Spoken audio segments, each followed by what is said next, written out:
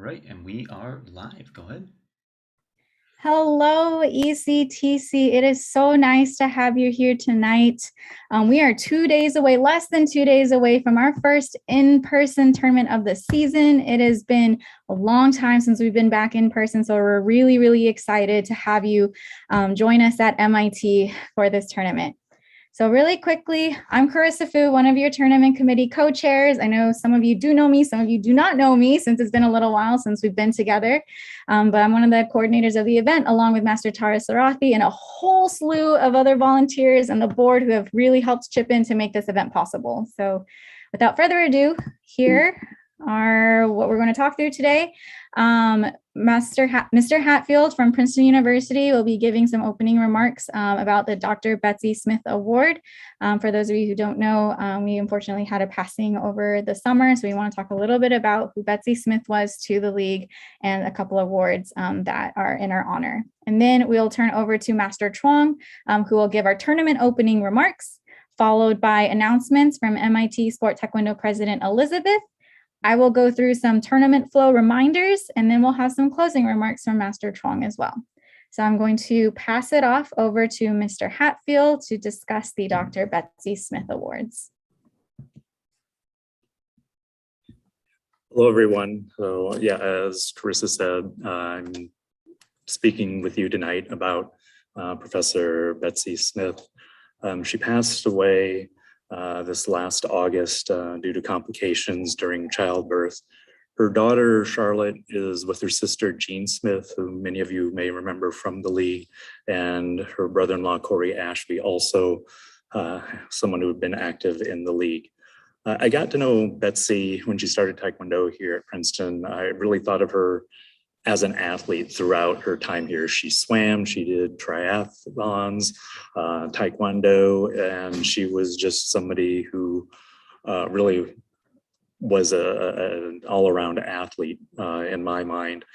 And she was also a teacher. She went on to Yale to get her PhD after graduating from Princeton. That's also where she earned her black belt. She returned to Princeton as a postdoc in chemistry and started a club at Elmira College where she was a professor of chemistry.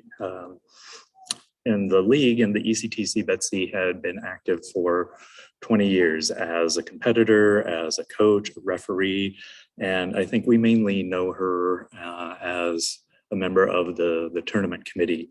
There's what they call the Betsy spreadsheet. She along with Ray, came up with a spreadsheet that we use to assign people to rings. So those of you who have been to league events in the past or will be at MIT should think about the fact that this person created this tool for us to use to help us make the events run smoother and faster and more efficient and be informative to everyone, not just certain teams, but it was really something that she thought through and took a lot of time to make sure that this would display for everyone so they'd know where to go, when to go, who was on deck, all this sort of good information. She ran a couple of collegiate championships, was participating in the online events, and I feel like she's still teaching me to reach out instead of just thinking about talking to someone that I just really need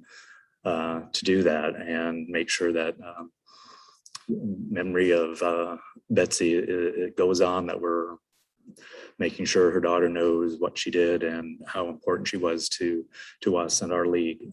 We've got a couple of awards for her in her honor for the league, and I think they're pretty self-explanatory, but the Inclusivity Award is really something that I think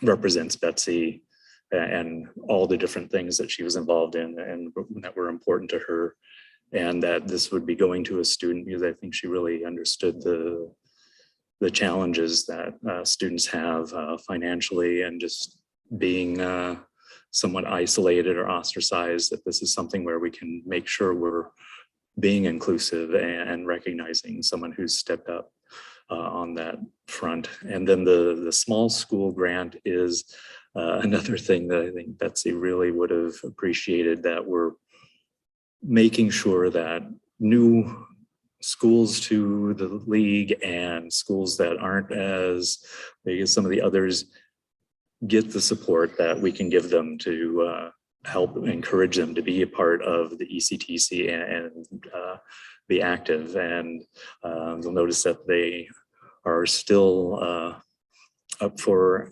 application. So make sure that if you are interested, or if you have questions, let us know, but do apply, and make sure that we can continue this on well into the future.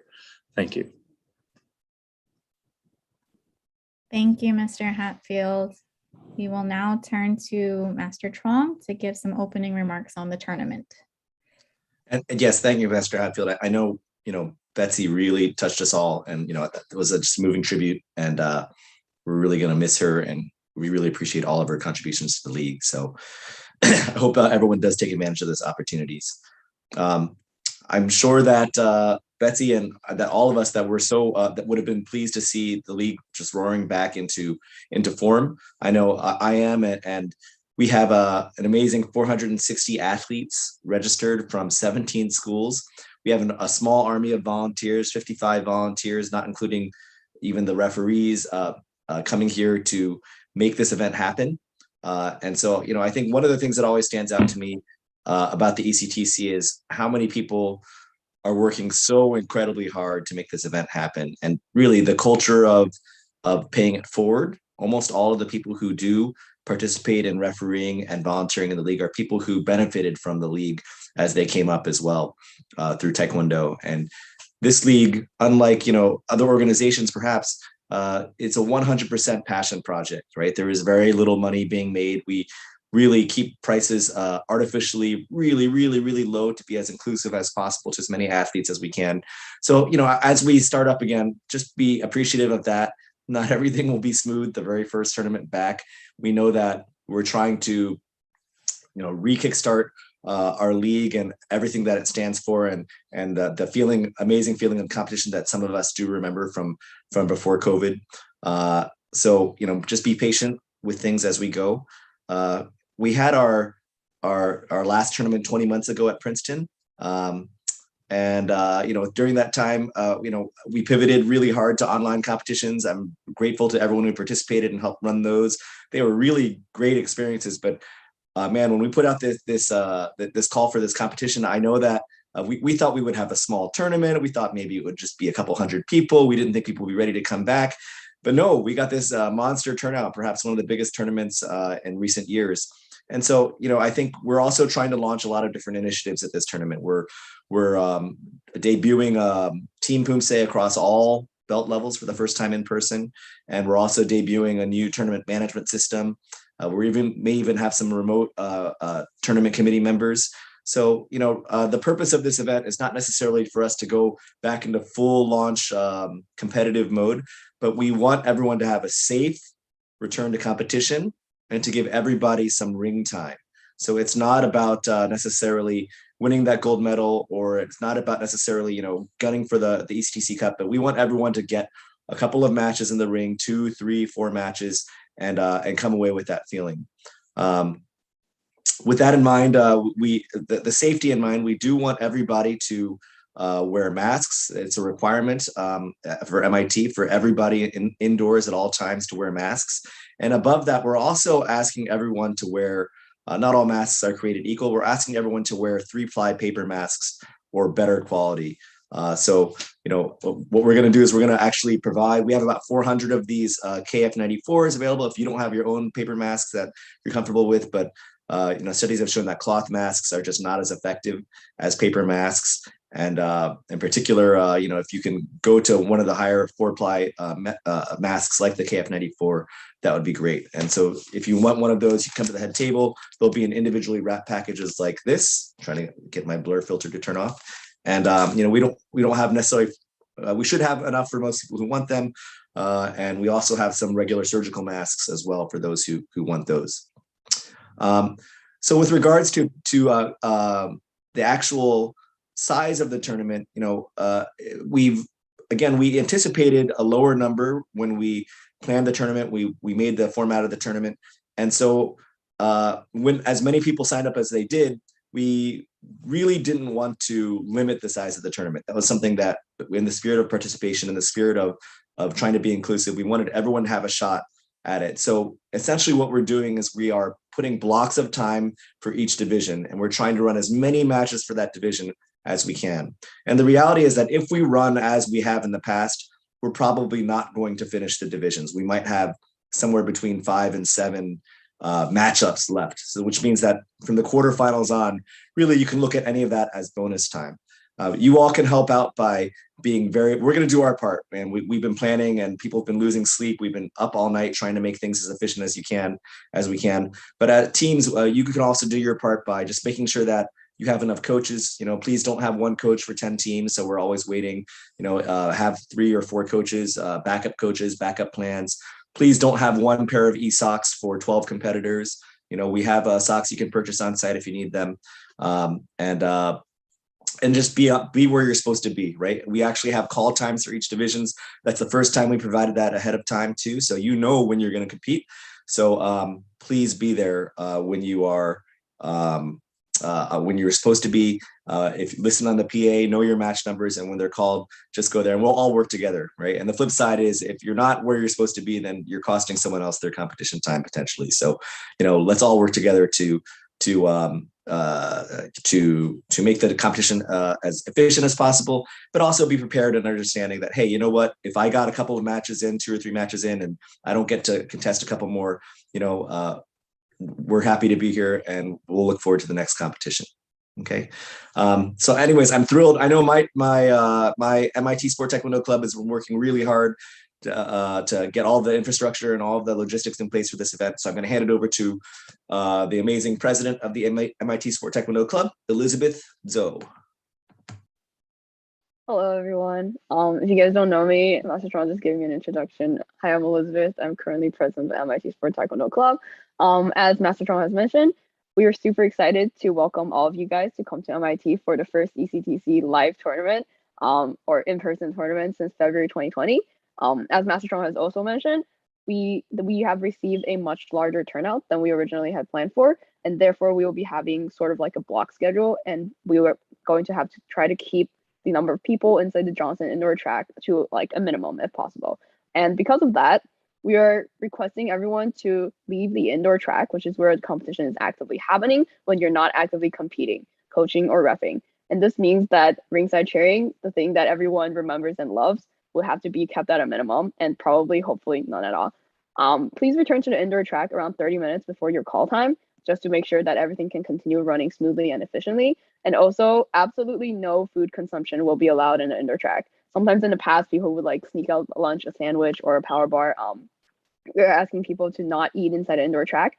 It is okay for you to drink water, like lift your mask down, drink some water while you are inside the track. But if you want to eat, there will be another satellite location inside the athletic complex that will allow food consumption. We'll talk a little bit about that in a few slides later. And you can also always go eat outdoors, and we have a lot more options that I will talk about in a second. Bathroom usage will be on the 1st and 2nd floors. This is the same as all previous years. There are some bathrooms on the 3rd floor, but we have been asked to not use them due to security purposes.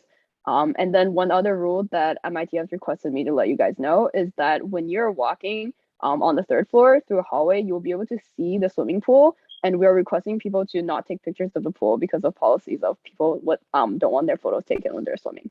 And next slide, please. So this is the mat court. It is going to be on the 3rd floor. The hallway where you will see the swimming pool is the hallway you will walk through to get from the Johnson indoor track, which is where competition is taking place, to this mat court. This is the only cleared indoor space for eating inside the athletic complex. I believe we can host like around 180 people in there at once if you want to be eating, drinking, socializing, or hanging out with people. This is also on the 3rd floor. We will be having signs up and around the place so you can find this very easily. And then it can be accessed through the 3rd floor landing, which we will also have signs directing you. Next slide. The MIT Stratton Student Center is the building right next to the athletic complex. So when you are getting to the athletic complex, getting to Johnson Track, you will probably pass by the Student Center. You can find this on Google Maps. It's less than a minute walk away. It is open to public, and there is indoor seating on both the 1st and the 2nd floors, so you guys can gather there to eat. There's also a market inside. I think that's on the next slide. Yeah, so Laverty's Market is found within the student center. It's going to be on the first floor. Again, the student center is open to public. You can both buy prepared meals, coffee, groceries, and whatnot there. So this is probably the closest food option that we have available for you guys. However, there are some other food options that we have listed on the next slide. So within a 5-minute walk, there will be both Oath Pizza and Flower Bakery. These are basically found right along Mass Ave. You once again can find these on the Google Maps, and also this live stream will be kept up later for you guys to reference. I would say Flower Bakery, they have like coffee, pastry, sandwiches. Those like pretty good lunch options. Probably not for dinner. Oath Pizza has pizzas. I think the wait time is quite significant. You would probably want to order online if you want to be able to pick it up efficiently. And then the next slide, please. The next food option that we have for you guys would be the H Mart Food Court. It's a 10-minute walk from campus. It is in the central square of Cambridge. There are both restaurant options in there, and then also any groceries or whatever you guys would like to purchase. There's also open seating indoors since it will be pretty cold outside on Saturday, I believe. And around Central Square, there are also a lot of other restaurants, like both fast food and then indoor-outdoor seating and shopping. You can find Chipotle. You can find a very good Thai place called Pepper Sky that's like very convenient, and a lot of other places that we all go to and love. I believe this is the last slide for food options. So once again, we're very excited to welcome everyone, and I'll pass it on to Master Carissa Fu to talk about the tournament flow. Thank you, Elizabeth. All right. So very quickly, as Master Tron and Elizabeth mentioned, we are doing block scheduling. This is the first time in ECTC history that we've done this before. So we will make sure to email you guys these report times, but essentially what a block time means is that your division is going to be competing during those times. So once again, we'll send this out so that you have a better sense of the schedule. But Poomsae will still be in the morning. C team will be going exclusively first across all 7 rings. And then we will do A and B team Poomsae mixed between the 7 rings, and then we'll go into sparring. There will be some overlap where, men's A team will be going at the same time as men's C team, but you will be finishing your divisions around those times. Those are your report times. So the division will probably go a bit past 4 p.m., for example, but just know that you're going to be competing during those times. All right, so this is just a map, very simple map of what the Johnson Athletic Center might look like when we get there. So I just really want to quickly run through the flow with you, because if you're a white belt, yellow belt, green belt, it's maybe your first tournament ever. So I just want to quickly talk through what to expect when you walk in and what the tournament flow would look like. So down to the bottom left, there is the track entrance. We're going to have a perimeter, probably a rope around just to designate the competition area. We will have 7 rings. We are going to have a couple projectors throughout this space to tell you when your teams should be in holding. So in the morning for Poomsae, if your match is called to holding, you will be going into this area at the top here, and then you're going to check in with a TC member there. So once your whole team is there and we've got a ring assigned for you, your team will then be moved to the staging area. This is new. We've never had a staging before in our ECTC tournaments. So we're going to ask you to go to your designated ring staging area just to help make it super clear to us that you guys are ready to go. So let's just say your team has been moved to staging area 1. That means you're going to be in ring 1. Once the on-deck chairs of ring 1 are opened, a ring runner is going to take you from your staging area to the on-deck chairs. Once the competition mat is actually open for you to compete, you will go from your on-deck chairs to the ring to compete. And then once you are done, you will exit out of the exit area. For sparring, it's pretty much the same flow with a couple additions. So once you get to the holding area, make sure you are with your whole team. It holds us up if you are not with your whole team, because we cannot proceed further. So make sure you're with your whole team and you've got your gear on. You got your gloves, your forearm guards, got everything on minus your hogu, your chest protector. Once you've checked in with the holding area manager there, once again, you'll get pushed into staging. Once a ring is available once the on-deck chairs are available in your ring, you'll be taken to your ring. Let's just say you're going from staging area 3 to ring 3. For sparring, you will be brought to the gear table at your ring to get your hogu. That's the only difference. And then you'll go to your chairs. Once the competition mat is ready, then you'll compete. Once you're done competing, please return those hogus to where you got it from. Please do not walk off with the hogus. We need to wipe them down, disinfect them, and make sure that they're available for the next athlete. Then you'll exit again. As Elizabeth said, if you are not actively competing or coaching, roughing, we do ask that you please exit and leave the venue to keep numbers down.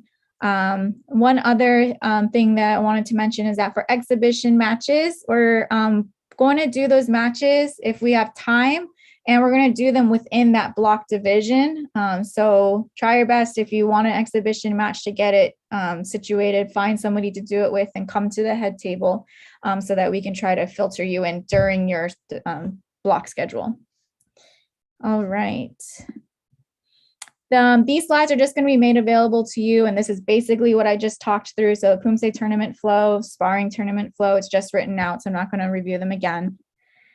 How to know when your division is going and how to view the brackets. So first of all, please check your email. This is also different compared to past in-person tournaments. We are going to be emailing out your match numbers and your report time. So please, please, please check your email. Like I said, we're going to have a couple projector screens. On those screens, it'll be visible which match numbers are going to go to holding and what the status is.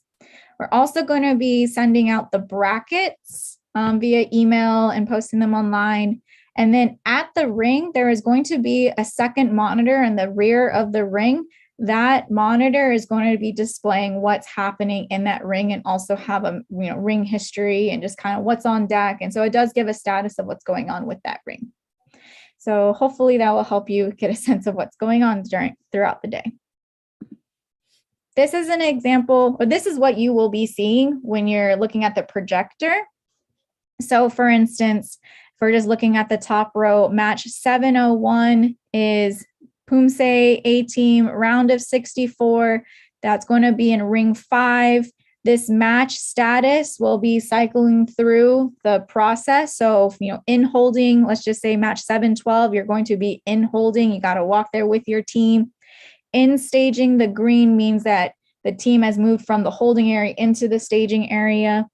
On deck at ring is that those chairs that are right next to the ring. Competing is actively competing on the mat. Done means the match is done.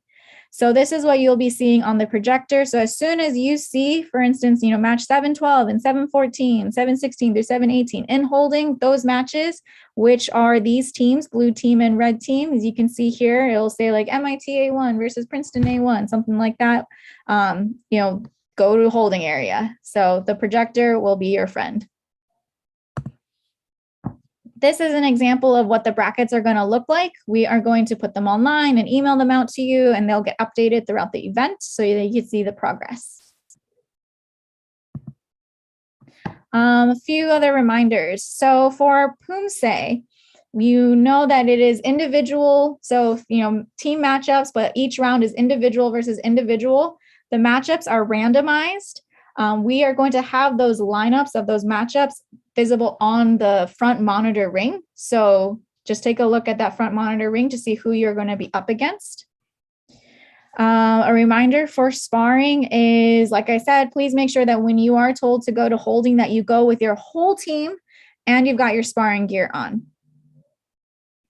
And when you finish competing, please, please, please exit the competition area, go to the mat court, go to all the fancy places that Elizabeth talked about, just so that we can try to keep numbers to the minimum. And finally, we will be asking for help from corner judges. I've already sent out corner judging assignments to schools, but sometimes you might just need that extra help. If you see a chair that is empty and you're able to jump in, please just jump in so that we can keep the tournament going. We want to try to get as many matches in as possible. And if you're able to help out, let me and Master Saraki know at the head table. All right. So some new things this tournament. Normally we rent Dado socks, but in an effort to try to be a little safer, we're selling our used Dado socks Gen 1 for $40. So see me at the head table if you're interested in buying these socks. We will not be having an official closing ceremony at the end of this event. So when you are done competing, if you've reached the medal rounds, if we were able to get through all the rounds and you've reached the medal rounds, you can come see us at head table. We'll take a look at the brackets to verify your placement and give you the medals right then, but we will not have an official closing ceremony. So once your team is done, you are free to head out. All right, and I am going to turn it back to Master Tron for some closing remarks. Yeah, so thank you for that, man. I'm just blown away by how much, just watching this slide presentation, how much thought and work has gone into this tournament. So again, thank you all. And we really hope to have the best experience we can. Everyone, again, just really appreciate your patience and appreciate your very, very hard work with your teams. I know how hard that and eager we are to get back to the ring. Man, that is I know my team is just thrilled to be having that in-person competition again. With that in mind, we are pleased to announce the next ECTC tournament will be Sunday, November 21st at Brown in Providence, Rhode Island. So, we expect a similar format. Hopefully, we'll be able to have some thoughts on capacity. We'll learn a lot from this event, but really, we're just thankful to be here right now at the MIT tournament and running this event. So good luck to everyone, to Brown, and preparing for that tournament. Thank you for your hard work. I also did want to mention that the NCTA will likely run a NCTA National Championship in April. We don't have a date for that yet. And the ECTC does expect to host tournaments next spring as well. So keep your eyes open for those events. Okay, so I believe that the next thing that we're going to have is the Black Belt meeting, which should start shortly on Zoom. So that's going to be a little more interactive. But thank you all for your time. Thank you, Master Fu. Thank you, Mr. Hatfield. Thank you, Master Schulte, for behind the scenes, and Master Sarathi as well. Everyone made this presentation, and President Elizabeth as well. Thank you.